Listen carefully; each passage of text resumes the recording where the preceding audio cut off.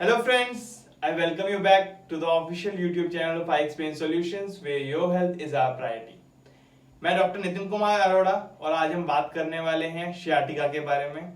Sciatica एक बहुत common complaint है जिसमें कि आपको बैक से लेके लेग तक और इस सब रीजन में पेन, झंझनाहट, टिंगलिंग सेंसेशन फील होती हैं जिसकी वजह से नॉर्मल एक्टिविटीज में भी प्रॉब्लम आने लगती है। अब शियाटिका क्या है, उसकी क्या क्या वजह होती है और हमेशा की तरह उसका बेस्ट ट्रीटमेंट मैं आपको बताने वाला हूं, तो लास्ट तक इस वीडियो को जरूर देखिएगा। सबसे पहली चीज आती है शियाटिका है क्या। शियाटिका को समझने के लिए आपको शियाटिक नर्व को समझना पड़ेगा। शियाटिक नर्व हमारी बॉडी की थिकेस्ट और वाइडेस्ट नर्व है।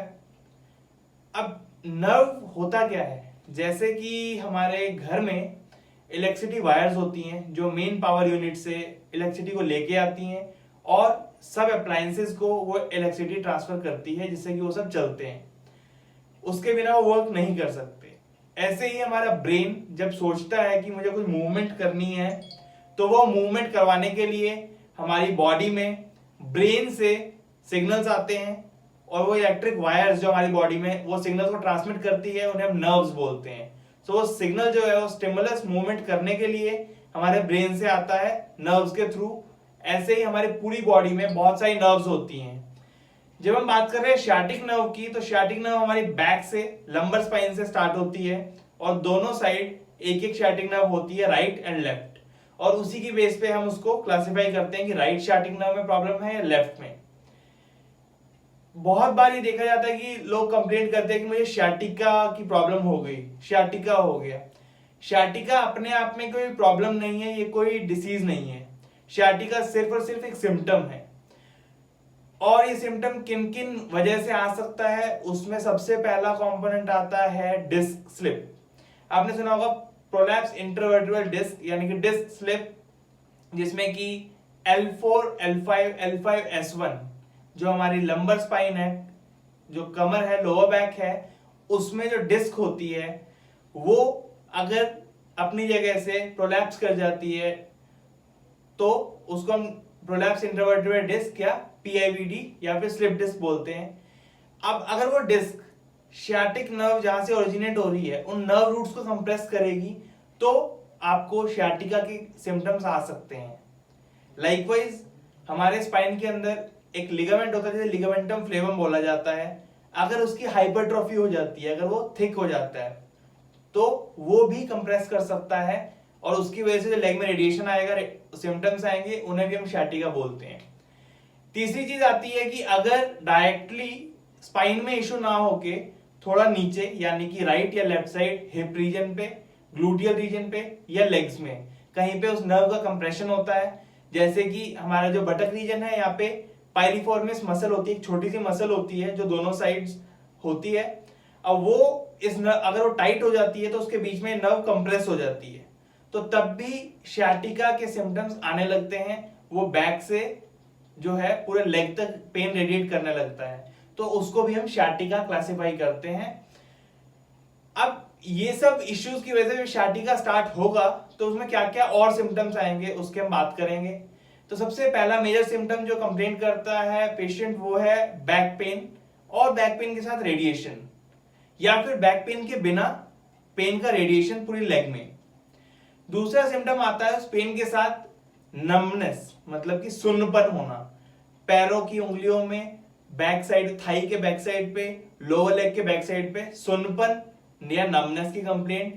पैरेस्थीजिया, पिंस एंड नीडल्स यानी कि झंझनाहट, जैसे चींटियां चलना, ये प्रॉब्लम बैक साइड पे लेग के आने लगती है। इसे भी हम शियाटिका में क्लासिफाई करते हैं कि ये सिम्टम्स है शियाटिका हो गया है, ये सिम्टम आ गया शियाटिका का।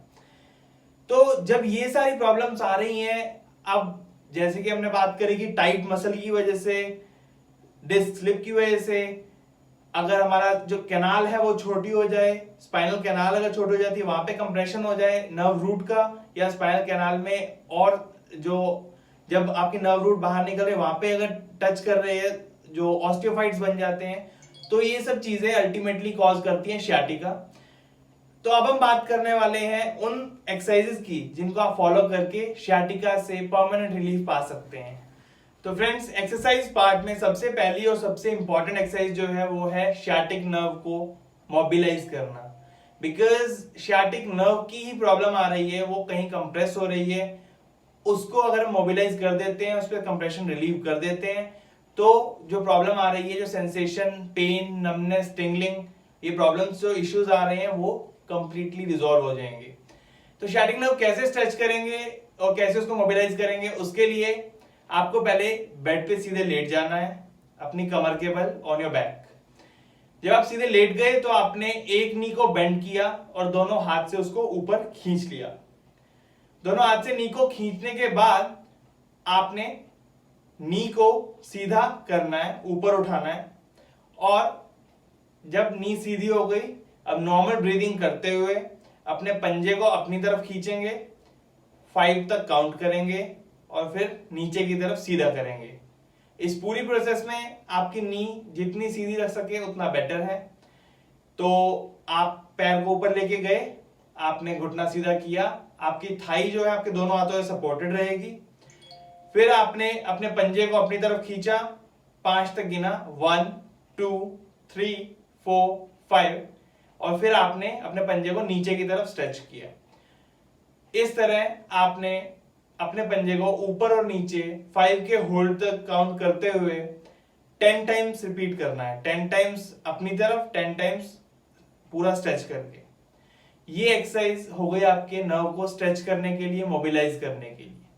दूसरी एक्सरसाइज आती है कि अगर आपको बैक पेन नहीं है और जो आपको सिम्टम है सिर्फ आपको बैक, जो आपका बटक रीजन है वहां से और लेग तक आ रहे हैं और नीचे लोअर लेग तक आ रहे हैं या फुट तक सिम्टम्स आ रहे हैं, तो आप क्या करें? तो हो सकता है कि वो जो टाइट मसल है उसमें वो कंप्रेस हो रही है आपकी नर्व, तो उसके लिए आप उस मसल को स्ट्रेच करेंगे।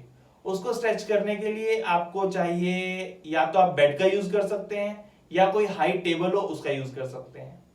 आप जो नी है उसके बेड के ऊपर रखेंगे, बेड के एज पे खड़े होके अपना नी को बेंड किया और उस पे रखा।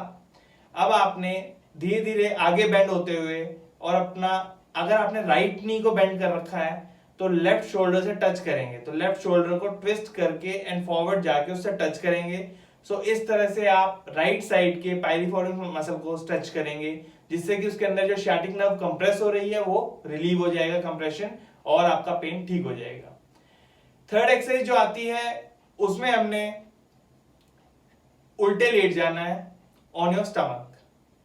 अब उल्टे लेटने के बाद आपने जिस तरफ आपको पेन आ रहा है, जिस लेग में, उसके ऑपोजिट साइड अपनी बॉडी को साइड बेंड करके दोनों हाथ सामने की तरफ सीधे खोल लेंगे और हाथ समेत पूरी अपर बॉडी को बिना ऊपर उठाए साइड में टिल्ट करते जाएंगे।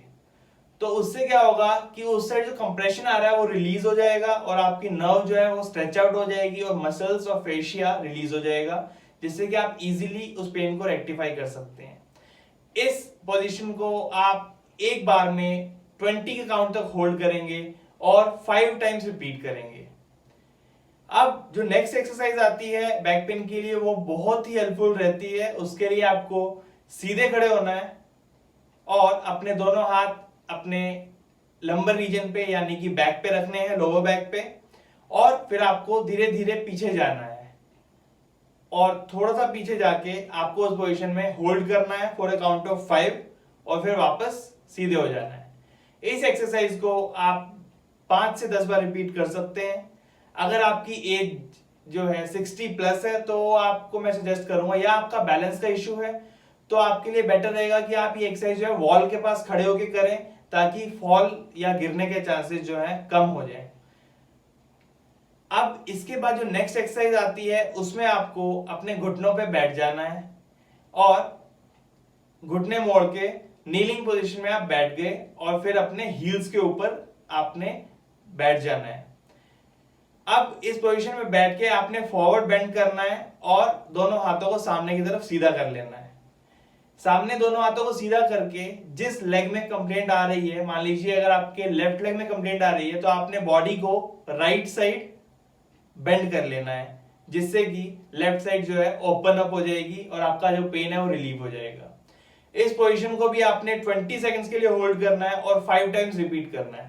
अगर आपको दोनों लेग्स में प्रॉब्लम आ रही है तो आप दोनों साइड इस चीज को रिपीट कर सकते हैं 5 टाइम्स 20 सेकंड्स होल्ड के साथ। अब मेन इसमें कंसिडरेशन ये है कि अगर आपके नी में पेन रहता है तो ये एक्सरसाइज आप अवॉइड करेंगे। दूसरा, ये एक्सरसाइज आपके लिए कितना अच्छा वर्क कर पा रही है उसके लिए आपके लिए डिसाइडिंग फैक्टर होगा पेन का सेंट्रलाइजेशन और पेन का पेरिफेरलाइजेशन। पेरिफेरलाइजेशन अगर हो रहा है, यानी कि पेरिफेरलाइजेशन का मतलब होता है पेन आपकी बैक से लेग की तरफ बढ़ता जा रहा है, और सेंट्रलाइजेशन का मतलब होता है कि जो पेन है वो आपकी हील से ऊपर आ रहा है, कि पहले आपको पेन होता था पूरे बैक से लेके हील तक, अब पेन जो है सिर्फ नी तक रह गया या हिप जॉइंट तक रह गया या और ऊपर आ गया, या सिर्फ पेन जो है बैक में रह गया। तो ये एक पॉजिटिव सिम्टम है, ये पॉजिटिव साइन है कि आप बेटर होते जा रहे हैं और वो एक्सरसाइज आपको सूट कर रही है। इन केस अगर आपका पेन जो है बैक से लेग की तरफ बढ़ रहा है तो आपको ये एक्सरसाइज रोक देनी है और आप हमें कांटेक्ट करके पूछ सकते हैं कि आपके इश्यू के लिए क्या एक्सरसाइज बेटर रहेगी, तो हम आपको एक पूरा फ्रेमवर्क रेडी करके दे सकते हैं।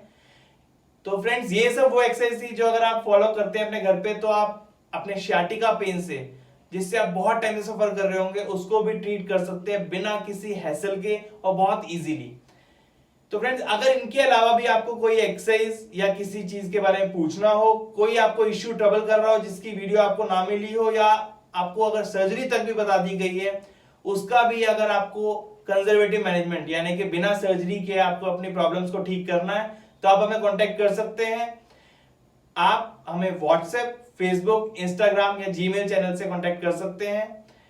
हमारा कांटेक्ट नंबर डिस्क्रिप्शन में दिया गया है। एट द सेम टाइम अगर आप चाहते हैं आपके लिए हम कोई नई वीडियो लेके आए तो आप हमें कमेंट सेक्शन में बता सकते हैं। इस वीडियो को लाइक कीजिएगा और उन सबके साथ शेयर कीजिए जिनसे किसी की हेल्प हो सके। Thank you so much. Stay safe, stay connected.